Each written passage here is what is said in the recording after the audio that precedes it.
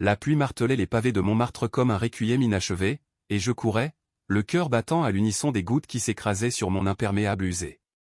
Soudain, une voix familière, cette voix que j'avais écoutée en boucle des nuits entières sur l'application, s'éleva d'une ruelle sombre, Lucas. Mon nom, prononcé comme une prière brisée, me figea sur place, et je vis son ombre émerger de l'ombre, les yeux brillants d'un secret trop lourd pour une seule âme. Je m'appelle Lucas Moreau, et à 28 ans, j'étais devenu l'ombre de moi-même dans les rues labyrinthiques de Paris. La ville des amours éternels me rongeait de l'intérieur, un poison l'enfait de solitude et de regret. J'avais fui Lyon 3 ans plus tôt, après une rupture qui m'avait laissé exsangue un amant qui préférait les lumières de la province à mes promesses maladroites. Depuis, je survivais comme graphiste freelance dans un studio minuscule du Marais, entouré de toiles vierges et de vinyles éraflés. La musique était mon refuge, un opium numérique que je consommais via une application obscure appelée Voix éphémère. Là, des anonymes partageaient des extraits vocaux, des murmures sur des mélodies oubliées, des confessions chuchotées sur des accords de piano, des rires étouffés sur fond de jazz parisien. C'est là que je l'avais entendu pour la première fois. Sa voix. Grave, veloutée, avec une pointe d'accent du sud qui roulait les airs, comme des vagues sur la côte d'Azur. Ilokar c'était un homme, je le sentais dans la façon dont les notes vibraient, masculines et tendres à la fois interpréter une version a cappella de La vie en rose. Pas la version d'Edith Piaf, non, la sienne était plus intime, presque érotique, comme si chaque syllabe était un effleurement sur la peau. Des yeux qui font baisser les miens, chantait-il, et je fermais les yeux, imaginant des lèvres invisibles contre mon oreille. J'étais obsédé. Je l'écoutais en boucle, nuit après nuit, jusqu'à ce que les voisins tapent au mur.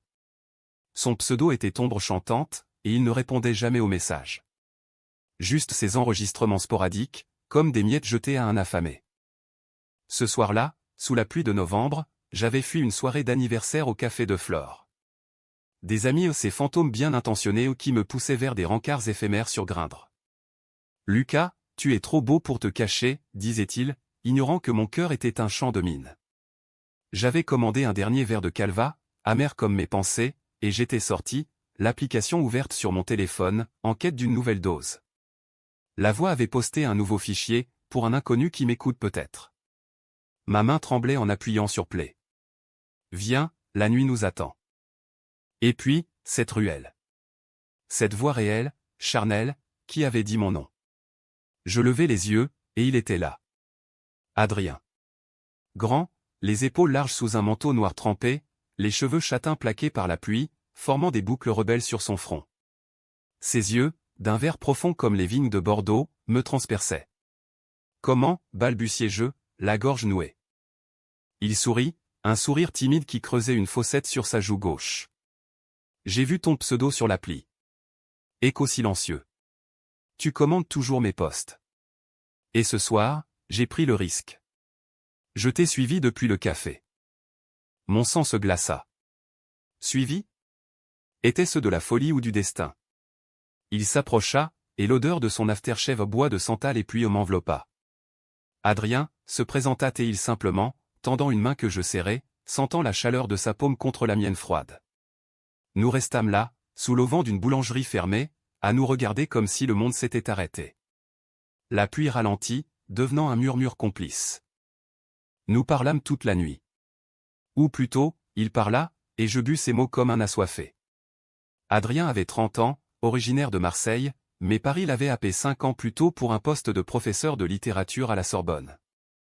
Il enseignait Baudelaire et Rimbaud, ces poètes maudits dont les vers résonnaient dans sa voix sur l'application. La musique, c'est ma confession, avoua-t-il, allumant une cigarette malgré la pluie. Anonyme, libre. Pas comme la vie réelle, où tout est jugé. Je lui racontai mon exil lyonnais, mes nuits solitaires, ma peur d'aimer à nouveau. Tu sais, Lucas, ta voix dans tes messages elle tremble comme un violon solo. J'ai voulu te rencontrer depuis des mois. Sa main effleura mon bras, un geste fugace qui alluma un feu en moi.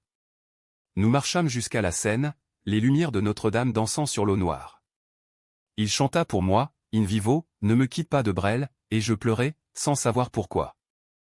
Le lendemain, il m'invita chez lui, un appartement haussmannien dans le 6e arrondissement, avec vue sur les toits de zinc. Les murs étaient tapissés de partitions jaunies et de photos en noir et blanc, Hemingway à Paris, une jeunesse perdue. Nous fîmes l'amour pour la première fois cet après-midi-là, lentement, comme si nos corps découvraient un langage nouveau. Ses mains sur ma peau étaient des notes de piano, précises et tendres.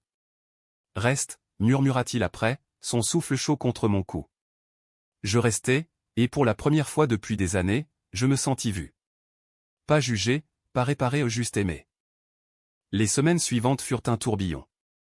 Adrien m'entraînait dans ses errances parisiennes, un pique-nique improvisé sous les cerisiers de Notre-Dame en fleurs, même si c'était novembre, nous fermions les yeux, une soirée au Le Caveau de la Huchette où il improvisa un duo de jazz avec un saxophoniste octogénaire. Sa voix, cette voix qui m'avait hanté, devenait mienne. Nous enregistrions des duos sur l'application, anonymes toujours, mais avec des clins d'œil complices, pour l'ombre qui est devenue lumière. Pourtant, des fissures apparaissaient. Adrien évitait certains appels, disparaissait des soirées entières. Des réunions à la fac, disait-il, le regard fuyant. Je ne demandais pas, la peur de briser le sortilège me paralysait. Un soir, en fouillant son téléphone, un péché que je me jure de ne plus commettre, je vis un message, rendez-vous ce soir ? Baiser, M, mon cœur se serra. Qui était M ? Mais je ravalai mes doutes, préférant le mirage à la vérité. Noël approchait, et Paris s'habillait de guirlandes scintillantes. Adrien m'offrit un vinyle rare de Gainsbourg, dédicacé à la main, à Lucas, ma muse muette. Nous dansâmes nus dans son salon, au son de la javanaise, nos corps enlacés comme des vignes.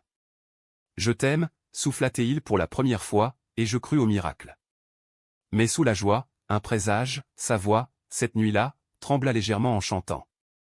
Le printemps surgit comme un amant impétueux, transformant les boulevards en allées fleuries et nos promenades en confessions. Adrien et moi, nous étions inséparables, deux âmes errantes enfin amarrées. Il m'initia à ses rituels, les matins au Fouquet's avec un café crème et le Figaro, les après-midi à flâner dans les librairies de la rive gauche, où il déclamait Verlaine d'une voix qui faisait rougir les bouquinistes. Ton corps est la rampe par où s'engage mon désir, lisait-il, et ses yeux sur moi étaient plus poétiques que les mots. J'avais abandonné Grindr, effacé les doutes. Mon travail fleurissait, inspiré par lui, je dessinais des affiches pour des festivals de musique, des silhouettes entrelacées sous des notes de solfège. Adrien applaudissait, fier comme un père ou un amant. Tu es mon chef-d'œuvre, Lucas. Ces mots me gonflaient le cœur, effaçant les ombres. Mais l'ombre persistait. Un soir de mai, après une représentation de Les Liaisons dangereuses à la Comédie Française, nous dînâmes au Le Procope. Le vin coulait, rouge comme le désir. Adrien était loquace, évoquant son enfance marseillaise, un père pêcheur absent, une mère qui chantait des airs d'opéra pour endormir ses peurs. J'ai toujours fui l'intimité, avoua-t-il, son pied caressant le mien sous la table. Jusqu'à toi.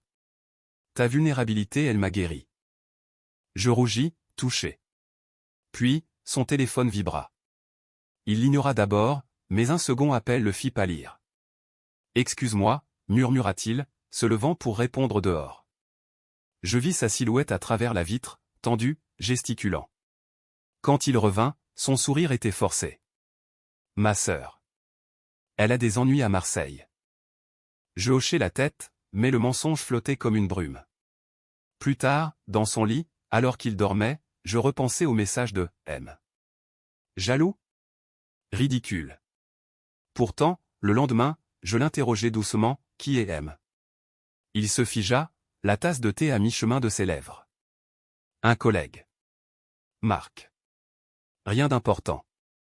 Le mot « rien » résonna faux. Nous nous embrassâmes pour sceller la paix, mais la graine du doute germait. Les jours suivants, Adrien s'éloigna subtilement, des soirées préparatoires, pour ses cours, des absences prolongées.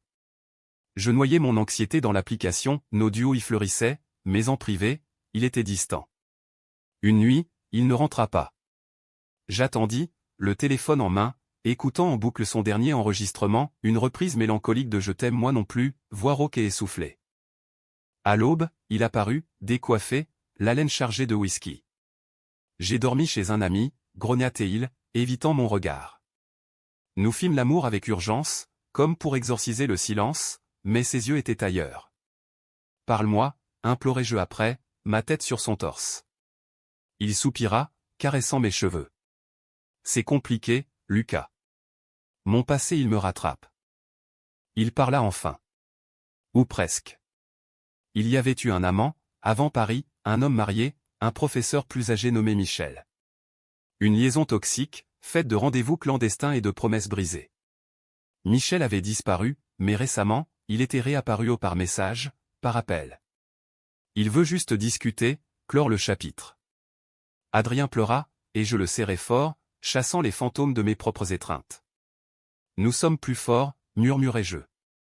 Il hocha la tête, et pour un temps, la paix revint. L'été s'annonçait, torride et électrique.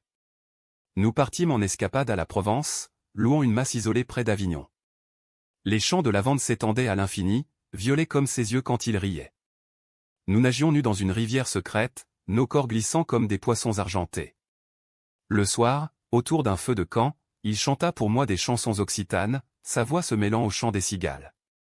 Ici, je suis libre, dit-il, et je crus en nous. Mais le téléphone sonna à nouveau. Michel. Cette fois, Adrien répondit devant moi, la voix tendue. Non, c'est fini. J'ai quelqu'un. Il raccrocha, triomphant, et nous célébrâmes avec du rosé frais. Pourtant, dans ses yeux, une lueur d'hésitation.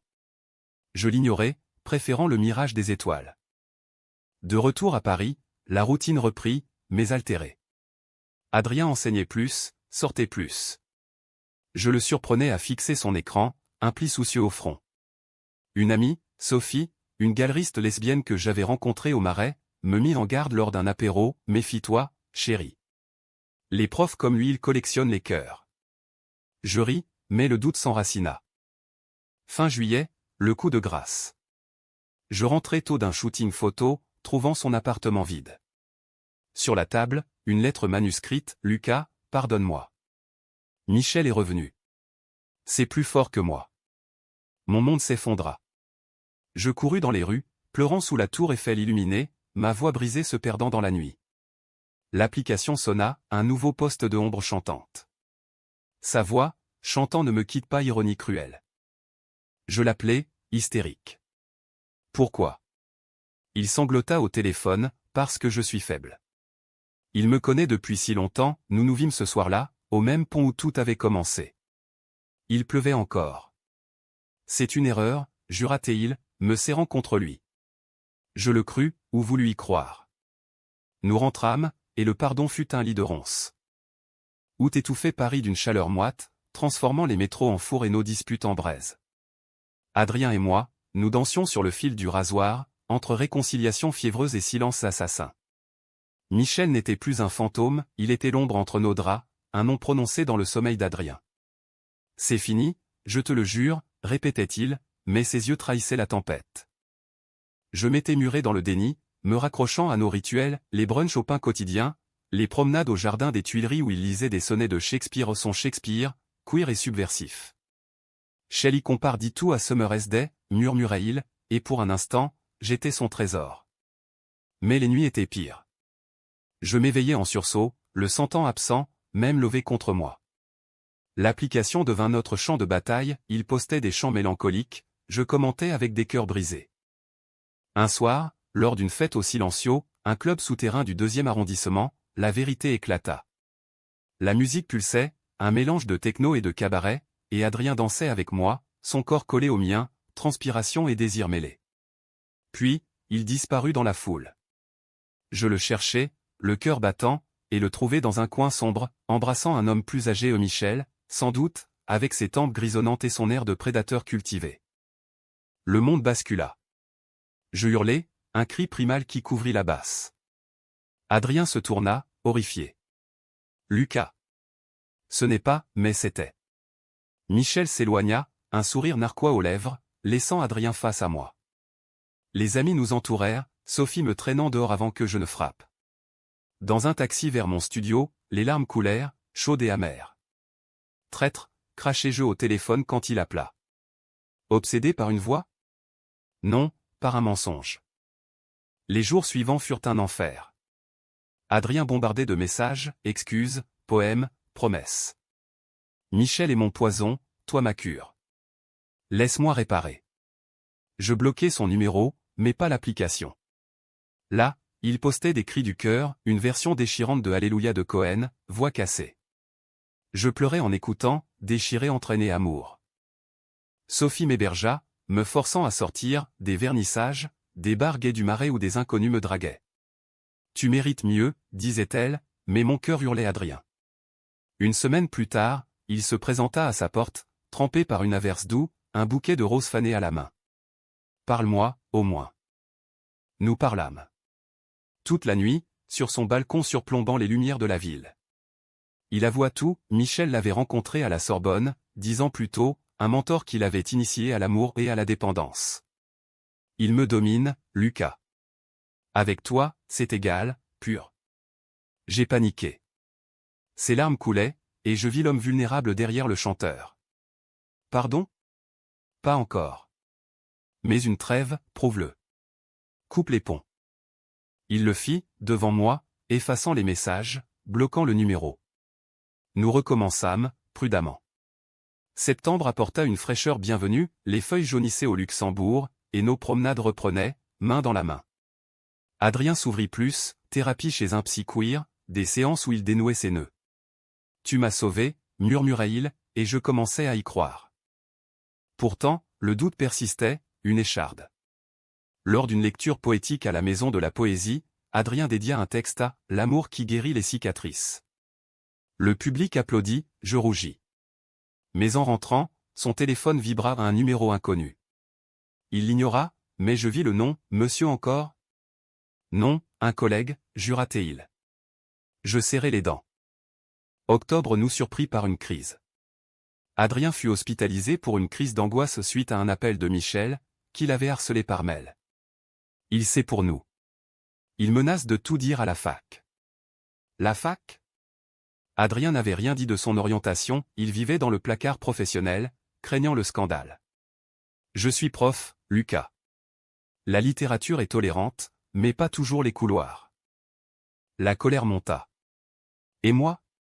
Ton amant caché? Nous nous disputâmes violemment, mots comme des coups, tu es lâche, hurlai-je. Il partit, claquant la porte. Seul dans l'appartement, je fouillais ses tiroirs un journal intime. Page noircie de doute, Lucas et lumière, mais Michel est ombre familière. Suis-je condamné à trahir? Le choc me brisa. Je le confrontai le lendemain, au café où nous nous étions embrassés la première fois. Tu doutes encore? Il pleura, admettant, oui. Mais je choisis toi. Nous signâmes un pacte, transparence totale, thérapie commune. L'hiver approchait, et avec lui, une fragile renaissance. Mais Michel rôdait. Un soir, une enveloppe anonyme glissa sous ma porte, photo de nous, volée lors de nos escapades. Et une note, il est à moi. Laisse-le. La peur s'insinua, froide comme le vent de la Seine. Novembre enveloppa Paris d'un manteau gris, et notre amour devint une forteresse assiégée. Les photos de Michel hantaient mes nuits, je les brûlais dans l'évier, mais les cendres restaient.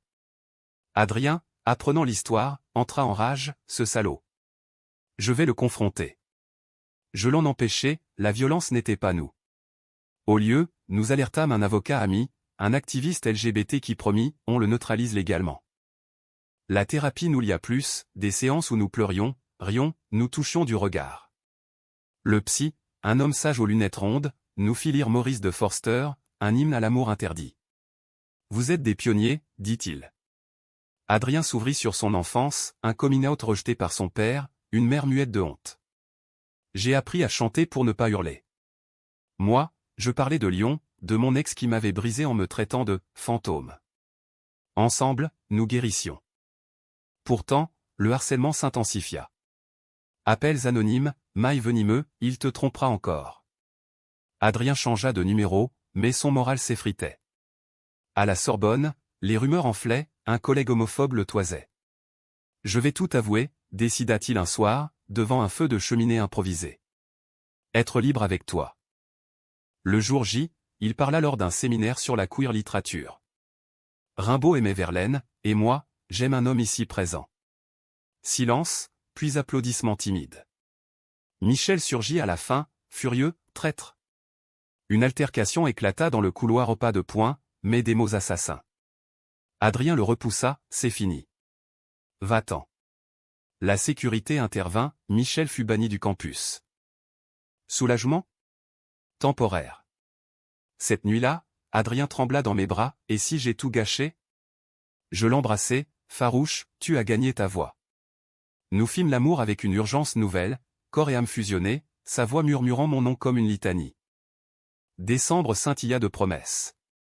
Nous décorâmes son appartement aux guirlandes et vinyles, cuisinant un bûche de Noël au son de Petit Papa Noël. Sophie organisa une fête, amis queer, rire et toasta, l'amour victorieux. Adrien chanta, sa voix plus forte, dédiée à moi. Pour Lucas, qui a entendu mon ombre.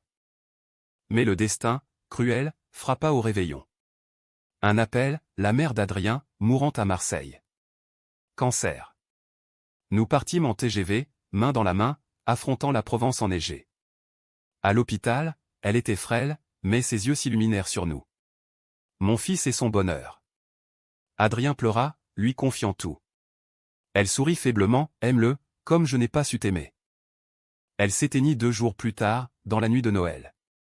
Adrien s'effondra, un gouffre de deuil. Je le tins, veillant ses silences. Retour à Paris, il se replia, annula les cours, cessa les postes sur l'application. Sans elle, qui suis-je, gémissait-il. Je chantais pour lui, maladroitement, nos rôles inversés.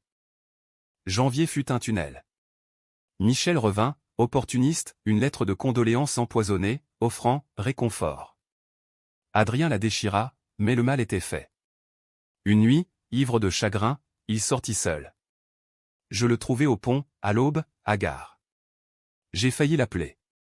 La solitude, mon cœur se brisa à nouveau. Choisis-moi, encore. Il choisit. Mais le doute muta en rage, pourquoi moi, si je suis remplaçable? Notre première vraie dispute post-réconciliation. Il hurla, parce que tu es vrai. Michel est un écho vide. Nous nous séparâmes ce soir-là, temporairement. J'allai chez Sophie, errant les rues comme un fantôme. Février apporta la tempête. Adrien posta sur l'application une chanson déchirante, Adieu, mon ombre. Je sus, c'était pour Michel? Non, pour moi. Il m'attendait au café originel, une bague simple à l'annulaire, pas de mariage, mais un serment. Épouse-moi, pas légalement, mais ici. Je dis oui, et nous rîmes à travers les larmes. Mais le chaos guettait. Mars, une lettre de l'avocat, Michel, ruiné par un scandale passé, se suicidait presque. Non, il mentait, cherchant vengeance. Il diffusa des rumeurs, Adrien, manipulateur, profiteur. La Sorbonne enquêta. Adrien fut suspendu, son monde s'écroulant. Tout est ma faute, sanglota-t-il. Je le défendis, témoignant, mais la trahison collective nous isola. La nuit de l'audience, nous fîmes l'amour une dernière fois? Non, nous nous aimâmes, farouchement, jurant fidélité. Le matin, verdict, innocent, mais marqué. Michel fut arrêté pour diffamation. Victoire amère. Avril fleurit Paris en explosion rose, mais notre printemps était teinté de cendres. Adrien reprit ses cours, la tête haute, sa voix professorale plus assurée, queer assumée. Merci à vous, pour l'écoute, disait-il à ses étudiants, un clin d'œil à moi dans l'amphithéâtre. Nous postâmes un duo sur l'application, La vie en rose, nos voix entrelacées, anonymes mais éternelles. Les likes affluèrent, comme un cœur d'approbation. Pourtant, les cicatrices saignaient. Les nuits, Adrien se réveillait en sueur, hanté par sa mère, par Michel. Et si l'amour est une illusion, murmurait-il. Je le rassurais, traçant des cartes sur sa peau, non, c'est une chanson inachevée. Nous voyageâmes à Marseille, dispersant ses cendres dans la Méditerranée, sa voix chantant un dernier air occitan au vent salin. Mais nous ramena à la vie. Une exposition de mes dessins au centre Pompidou, inspirée de nos errances, silhouettes murmurantes sous la pluie parisienne. Adrien inaugura, sa voix tremblante d'orgueil, Lucas capture l'âme. La critique fut dithyrambique, nous fêtâmes au champagne, corps ivres de joie. Mais le vrai test vint en juin. Michel, libéré sous caution, nous confronta dans un parc du 7e. Tu m'as détruit, cracha-t-il à Adrien. Je m'interposai, cœur battant, laisse-nous. Ton ombre est partie. Il rit, amer, il reviendra. Ils reviennent toujours. Adrien le fixa, calme, non. J'ai trouvé ma lumière. Michel partit, vaincu, et nous restâmes, enlacés sous les marronniers. L'été revint, et avec lui, une maturité nouvelle. Nous adoptâmes un chat errant, Echo, qui ronronnait entre nous. Adrien publia un recueil de poèmes, dédié à « L'amour qui murmure des noms ». Best-seller modeste, il le signa lors d'une lecture au Shakespeare & Company, où je l'applaudis, larmes aux yeux. Septembre marqua 2 ans depuis cette ruelle pluvieuse. Nous fêtâmes au pont, sous une averse complice. Il chanta pour moi, sa voix, cette voix plus riche, plus nôtre. Lucas, tu as transformé mon anonymat en hymne. Je l'embrassai, sentant le destin nous sourire enfin. Pourtant, l'automne apporta une ombre douce, Adrien diagnostiqué VIH, suite à Michel. Pas une sentence, mais un rappel. On affronte ensemble, dis-je, et nous le fîmes, trithérapie, soutien, amour amplifié. Ça nous rend plus humains, murmura-t-il, et je sus qu'il avait raison. Décembre, 2 ans après, nous nous mariâmes civilement en Pax, mais sacré. Amis, famille élargie, toast à l'amour résilie. Sa mère veillait, dans nos cœurs. L'application sonna, notre duo final, viens, la nuit nous attend. Aujourd'hui, à 30 ans, je marche dans Paris, sa main dans la mienne. La voix qui m'obsédait murmure encore mon nom, non plus anonyme, mais éternel. L'amour n'est pas sans trahison, sans douleur, il est humain, comme nous. Et dans cette humanité, nous trouvons la beauté.